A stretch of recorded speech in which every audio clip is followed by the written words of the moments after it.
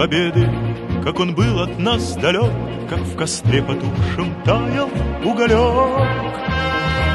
Были версты обгорелые в пыли, этот день мы приближали, как могли. Этот день победы, пороха пропах. Это праздник с сединою на висках. Это радость со слезами на глазах.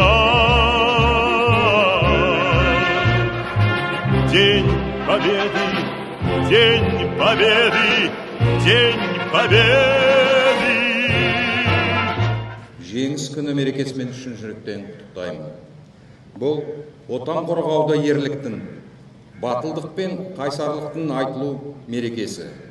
Жеңіс күні баршамыз бейбіт өмір сыйлаған аға буынды ілтипатымен еске аламыз.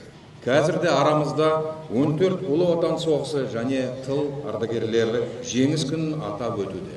Біздің қасиетті борышымыз батырлық пен еңбек ардагерлерінің істерін құрметпен еске алып, жас ұрпаққа жеткізе білуіміз қажет.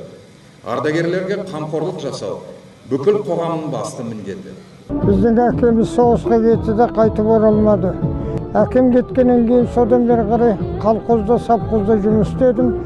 Ең бастығы механизатор болып бастадым да, оның кейінде сол ферменің совхозда бригадир болып істедім, агроном болып істедім,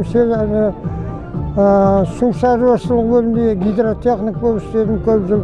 Енді соғыс болмасын, бақытты болсын, келешек ұрпақтарым, ғұмыр жастары ұзақ болсын. Бүгін 9 мамыр 2024 жылы осы стеллаға келіп, бүкіл ата-бабамыздың 1941-1945 жылы бүкіл дүниежүзілік соғысқа қатысқан ата-бабаларымызды еске алып, соларға гүл шоғын қойып, осындай қайғылы соғыс ешқашанда болмасын деп, жас ұрпақты баламызбен, жұбайыммен келіп, гүл шоғын мәңгілік отқа арнаған ескерткіштің алдына қойдық.